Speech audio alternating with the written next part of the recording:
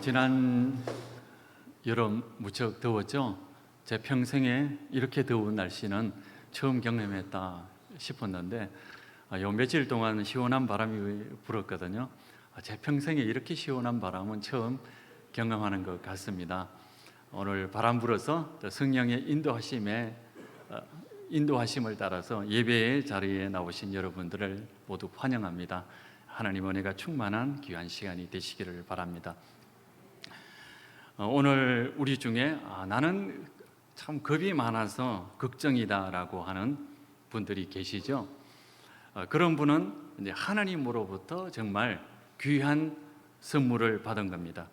겸손하면서도 또 세상을 두려워하지 않고 살 수 있는 그런 자질을 선물 받은 겁니다. 오늘 성경 본문을 통해서 이 자질이 도대체 무엇인지 깨닫는 그런 귀한 시간이 되시기를 바라겠습니다. 제가 어릴 때 꿈을 많이 꿨습니다. 대개는 보면 산에서 떨어지는 그 꿈을 많이 꿨습니다. 제가 살았던 그 시골에는 제 집 앞에 굉장히 높은 산이 있었습니다. 그리고 그 산을 넘어서 학교에 다니곤 했습니다. 저는 친구들과 더불어 그 산을 넘어 다니는 것이 너무나 좋았습니다. 그런데 무의식 중으로는 그 산이 굉장히 부담스러웠던 모양입니다. 꿈을 꾸기만 하면 그 산에서 계속 떨어지는 그런 꿈을 꿨거든요. 그래서 저 산이 꿈속에서 참 두렵다라는 그런 생각을 많이 했습니다. 제가 어린 나이였고 또 죄를 짓기 이전에 그런 두려움을 느꼈다면 두려움이라고 하는 것이 죄가 아니라는 것을 우리가 인간이기 때문에 모두 다 겪는 그런 공통적인 감정이라는 것을 깨닫게 됩니다. 인간은 육체의 한계를 가지고 있습니다. 하나님께서 우리를 지으셨을 때 흙으로 지으셨습니다. 좋은 재료로 사용하셔서 지었으면 좋았을 텐데 하필 흙으로 짓다 보니까 육체의 그런 한계를 가지고 있습니다. 김기림이라고 하는 시인이 이런 노래를 한 적이 있습니다. 만지면 무쇠같이 굳은 채도 하더니 하룻밤 찬스리에 금이 가꾸려. 우리 서귀포에서는 잘 느낄 수 없지만 옛날에는 강원도 그 지역에 가면 한겨울이면 굉장히 추웠습니다. 그래서 한겨울 서리가 내리면 가끔씩 그 단단하던 유리창이 금이가 있는 모습을 보게 됩니다. 인생이 바로 그런 것 같습니다. 만지면 무쇠같이 굳은 것 같고 강한 것 같고 크리스탈처럼 화려한 것처럼 보이지만 하룻밤 찬소리가 내리면 금이가 버리는 그 인생, 만지면 무쇠같이 굳은 채 하더니만 하룻밤 찬소리에 금이 가는 인생, 그런 인생이기 때문에 본질적으로 존재론적으로 우리 인간은 다 두려움을 가지고 살아갑니다. 그것뿐만 아니라 사람은 또한 외부의 환경 때문에 두려움을 감당해야만 합니다.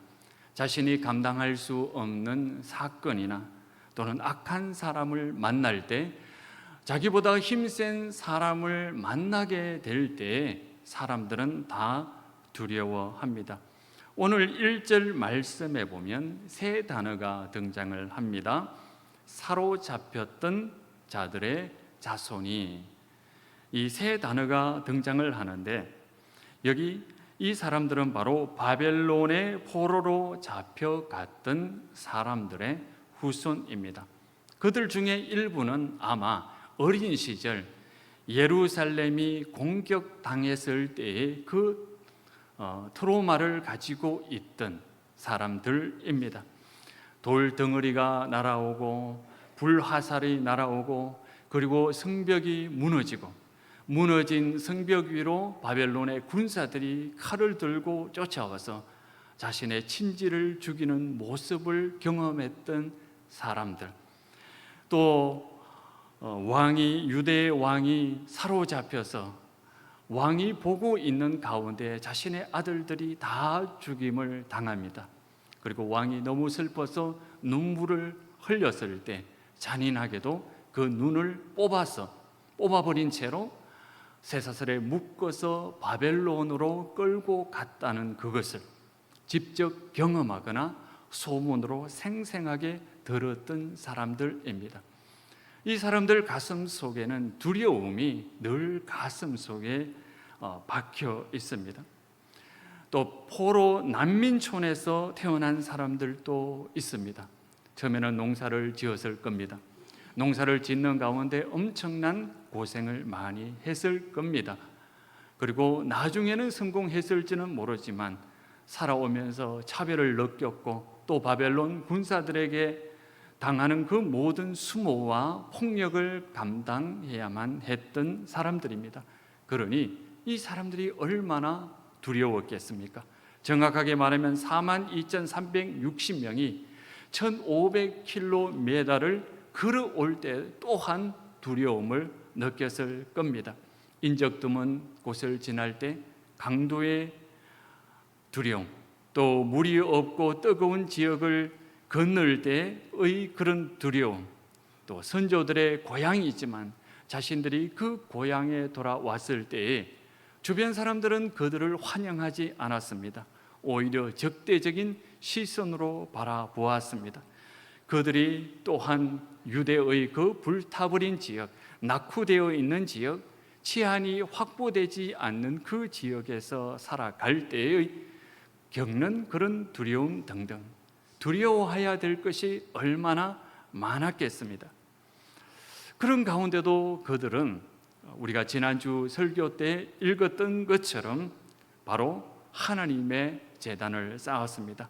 우리가 지난주에 읽었던 3절 말씀을 우리 다시 한번 읽어보겠습니다. 우리가 모든 나라 백성을 두려워하여 제단을 그 터 위에 세우고 그 위에 아침 저녁으로 여호와께 번제를 드리며, 이 첫째 문장을 다시 번역하면 이렇게 됩니다. 무리가 모든 나라 백성이 두려웠지만 제단을 그 터 위에 세웠다라고 이야기를 합니다. 정말 두려웠다는 겁니다. 정말 두려웠지만 예배를 멈출 수 없어서 그 온갖 두려움 속에서도 제단을 쌓았다라고 이야기를 합니다. 그리고 자신들이 성전을 지으려고 시도를 합니다. 그들이 인생의 목표는, 그리고 그 긴 길을 걸어온 목표는 바로 온전한 예배를 드리고 싶었기 때문입니다. 그래서 성전을 짓기 위해서 자기들이 헌금을 하고 또 바사에 남아있는 백성들이 헌금한 그 돈을 가지고 고급 건축 자재인 백양목을 수입합니다. 이것도 정말 놀라운 일이죠. 왜냐하면 나무를 옮겨오는 과정 속에서 중간에 이민족들이 강도를 위장해서 공격해서 탈취할 수도 있었기 때문입니다. 이런 많은 위험을 감수하면서 성전을 짓기 시작합니다. 그런데 정말 두려운 일이 또 하나 생겼습니다. 설상가상으로 이번에는 주변에 있던 사람들이, 돌아온 유대인들이 성전을 짓기 시작했다라는 소식을 듣게 됩니다. 우리 1절 다시 한번 읽어보겠습니다. 1절입니다. 같이 읽겠습니다. 사로잡혔던 자들의 자손이 이스라엘의 하나님 여호와의 성전을 건축한다 함을 유다와 베냐민의 대적이 듣고, 소문이 퍼져나가서 이 소식을 듣게 됩니다. 그런데 대적이라고 했는데 정확하게 이야기하면 원수들입니다. 주변에 있는 원수들이 여호와의 성전을 다시 건축한다라고 하는 소식을 듣고 유대 총독 스룹바벨을 찾아와서 이야기를 합니다.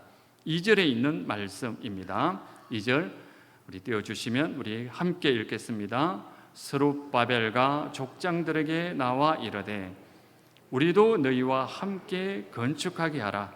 우리도 너희같이 너희 하나님을 찾노라. 아수르 왕 에살핫돈이 우리를 이리로 오게 한 날부터 우리가 하나님께 제사를 드리노라 하니. 무슨 말입니까? 자신들도 아수르 왕 에살핫돈에 의해서 강제로 이주한 백성이었는데 자신들이 이곳에 와서 살면서부터 계속해서 당신들이 섬기는 여호와 하나님께 번제를 드렸습니다. 당신들 대신에 우리가 번제를 드렸습니다. 이것이 우리가 당신들 편이라는 증거입니다. 그러니 당신들이 여호와 하나님의 성전을 짓는데 우리도 함께 하는 것이 당연합니다. 이렇게 이야기를 한 겁니다. 좋은 의도로 온 것 같죠? 좋은 의도로 온 것 같은데 왜 성경 1절에는 그들을 원수라고 표현을 할까요? 왜 대적이라고 표현을 해 놓았을까? 성경은 왜 이 사람들을 원수라고 하겠습니까? 원래 이 사람들은 여호와 하나님만을 섬기는 사람이 아니었습니다. 이 사람들은 바알도 섬기고 아세라도 섬기고 여호와 하나님도 섬겨야 한다라고 생각했던 사람들입니다. 모든 신들을 섬기는 것이 오히려 이 세상에서 복받고 성공하는 길이다, 이렇게 생각했던 사람들입니다. 생각할 뿐만 아니라 그렇게 실천하고 살았습니다. 이런 신앙생활, 어디서 많이 듣던 신앙생활이 아닙니까? 유대인들이 바벨론 포로로 잡혀가기 직전에 그렇게 생각했던 신앙생활입니다. 유대인들이 바벨론에 포로로 잡혀가기 이전에 우리가 여호와 하나님을 섬기면서 또한 동시에 바알도 섬기고 아세라도 섬기고 암논도 섬기고 이렇게 여러 신들을 섬겨야 우리가 예루살렘을 지킬 수 있다라고 생각을 했습니다. 하나님께서는 자기 백성들이 바알과 아세라를 섬기는 것을 싫어하십니다. 싫어할 뿐만 아니라 혐오합니다. 왜냐하면 유대인들은 바알과 아세라를 섬기지 않으면 성공할 수 없다고 생각을 했습니다. 바알과 아세라를 두려워하고 그들을 섬기면, 그들을 섬심껏 섬기면 어떻게 그 마음속에 이웃을 사랑하고 이웃을 따뜻하게 맞아야 된다는 그런 감정이 생길까요? 바알과 아세라를 섬긴다고 해서, 수백 번 섬긴다고 해서 이웃을 사랑해야 된다라고 하는 그런 윤리적인 감정은 생기지 않습니다. 왜 그럴까요? 바알은 물질의 신이기 때문입니다. 아세라는 바로 탐욕의 신이기 때문입니다. 바알과 아세라를 섬긴다면 물질을 더 사랑하게 되고 탐욕을 더 사랑하게 됩니다. 그리고 결국에는 물질 때문에 물질을 더 무서워하는 사람으로 변모됩니다. 탐욕을 더 사랑하고 탐욕을 더 무서워하는 사람들이 되기 때문입니다. 그래서 하나님은 하나님의 백성들이 여호와 하나님을 섬기고 사랑하고 그것에 따라서 이웃을 사랑하기를 원했는데, 바로 바알과 아세라를 섬긴다면 바로 물질을 두려워하게 되고 물질을 섬기게 되는 것이기 때문에 바로 하나님은 이런 바알과 아세라를 섬기는 것을 싫어하셨습니다. 지금 스룹바벨과 지도자들에게 찾아와서 우리도 함께 성전을 건축하는데 동참하도록 허락하라라고 요구하고 있는 사람들이 바로 그런 사람들입니다. 유대인들은 이 사람들이 두려웠을 것입니다. 왜냐하면 이 사람들은 세력을 가지고 있는 사람들입니다. 그리고 지금 유대인들은 가족을 방어할 시설도 없습니다. 자신을 도와줄 우호적인 세력도 없는 사람들입니다. 이 사람들이 공격을 하면 어쩔 수 없는 그런 피해를 봐야만 되는 상태입니다. 그들은 두려워 떨었습니다. 그런데도 불구하고 스룹바벨과 모든 지도자들은 단호하게 이야기를 합니다. 3절 말씀입니다. 함께 읽겠습니다. 스룹바벨과 예수아와 기타 이스라엘 족장들이 이르되 우리 하나님의 성전을 건축하는데 너희는 우리와 상관이 없느니라. 어떻게 이렇게 담대한 말을 할 수 있을까요? 자신의 생명을 위협할 수 있는 그런 세력들인데 어떻게 단호하게 이 사람들에게 이런 말을 할 수 있을까요? 유대인들은 하나님을 두려워했기 때문입니다. 하나님을 우리가 가장 두려워해야 할 분이라는 것을 알게 되면 세상의 모든 두려움을 이겨낼 수 있습니다. 하나님을 두려워하는 믿음은 세상의 모든 두려움을 잠잠하게 합니다. 이 세상의 모든 것을 주관하시는 분이 하나님이시라는 것을 알기 때문에 하나님만을 두려워한다면 이 세상이 주는 어떠한 두려움도 물리칠 수 있습니다. 바알도 우리를 두려워하게 할 수는 없습니다. 아세라도 우리를 두려워하게 할 수는 없습니다. 이 세상의 어떤 권력자도 우리를 두려워하게 할 수는 없습니다. 직장에 나가면 우리의 사장님도 우리를 두렵게 할 수는 없습니다. 우리의 몸을 연약하게 하는 질병도 우리를 두렵게 할 수는 없습니다. 왜 그럴까요? 이 세상의 모든 생사화복을 주장하시는 분은 바로 하나님이시기 때문에 하나님을 두려워하는 가운데 이 세상이 주는 어떠한 두려움도 물리칠 수 있기 때문입니다. 하나님을 두려워하기 때문에 하나님을 두려워하기만 한다면 이 세상이 주는 그 모든 두려움을 물리칠 수 있습니다. 바벨론 70년 세월 유대인들이 깨달은 사실은 바로 이것입니다. 바벨론 군대가 그리고 바벨론 전쟁을 경험하면서 이 사람들이 두렵지만 정말 두려워해야 할 분은 바로 하나님이시라는 것을 깨닫게 되었습니다. 이 세상을 움직이는 것이 바로 바벨론이라고 하는 군대가 아니라 바로 하나님이시라는 것을 깨달았습니다. 페르시아 제국이 이 세상을 주관하는 것이 아니라 그 위에 계신 하나님께서 이 세상을 주관하는 것이므로 비록 바벨론도 두렵고 페르시아도 무섭고 겁이 나지만 또 주변에 있는 세력들이 떨리지만 그런데도 불구하고 그 위에 모든 것을 주관하시는 분은 하나님이시기 때문에 여호와 하나님을 두려워한다면 이 세상이 주는 그 모든 두려움을 이겨낼 수 있습니다. 성경 역사에서 하나님을 두려워해서 크게 신앙적으로, 인격적으로 대성한 사람이 있습니다. 정치적으로도 성공한 사람이 있습니다. 다윗입니다. 다윗은 하나님을 두려워했던 사람입니다. 소년 다윗이 골리앗을 마주하게 되었을 때 다윗이 왜 떨리고 겁이 나지 않았겠습니까? 그 거대한 골리앗을 보면서 두렵고 떨린다는 그 마음, 오금이 저리는 그 마음이 왜 없었겠습니까?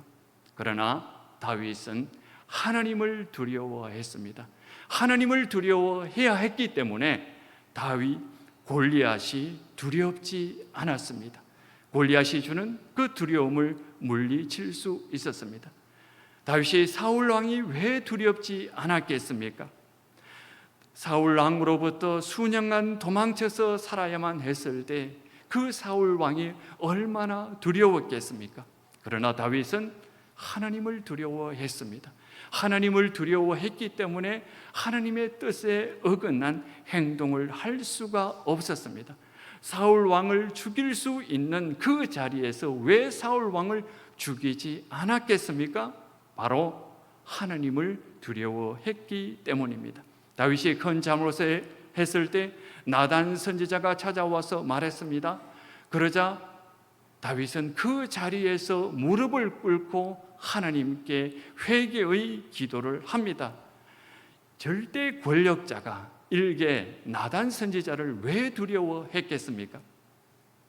자신의 잘못을 하나님께서 지적해 주시는데 하나님이 무서운 줄 알았기 때문에 하나님을 두려워해야 된다는 것을 너무나 잘 알고 계셨기 때문에 바로 그 자리에서 무릎을 꿇고 하나님께 회개할 수 있었습니다. 다윗처럼 우리도 하나님을 두려워하는 사람이 되었으면 좋겠습니다. 그러면 우리도 세상의 두려움을 이겨낼 수도 있고 우리의 허물을 깨닫고 주님 앞에 곧바로 회개할 수 있는 그런 겸손한 믿음도 가지게 됩니다. 오늘 이 말씀을 준비하면서 사실 목요일 저녁에 어느 정도 준비가 됐습니다. 그리고 금요일 새벽 기도 시간에 마음으로 하나님을 두려워합니다라고 수십 번 마음속으로 되뇌이면서 고백을 했습니다. 그때 저는 깨달았습니다. 기독교인들이 하나님을 두려워하는 것은 무서워서 그런 것이 아니라는 것을 깨닫게 되었습니다.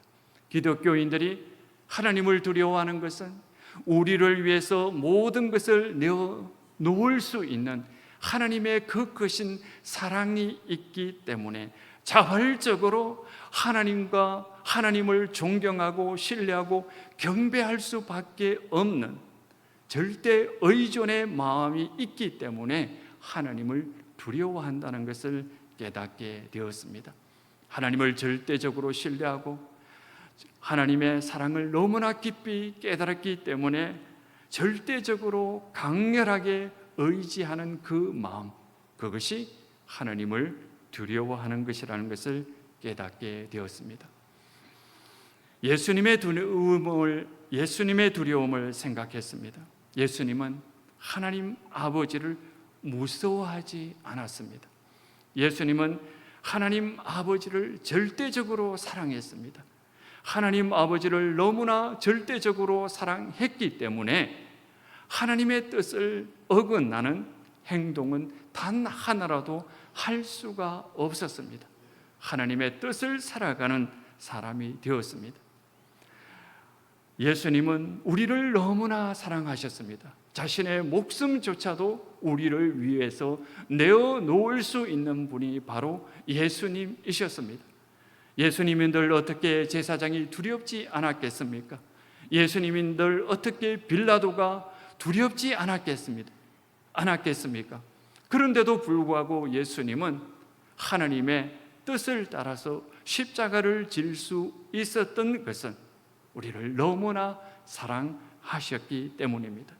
사랑은 죽음보다도 강하다고 하셨는데 바로 예수님의 삶 속에서 그것이 이루어진 것입니다.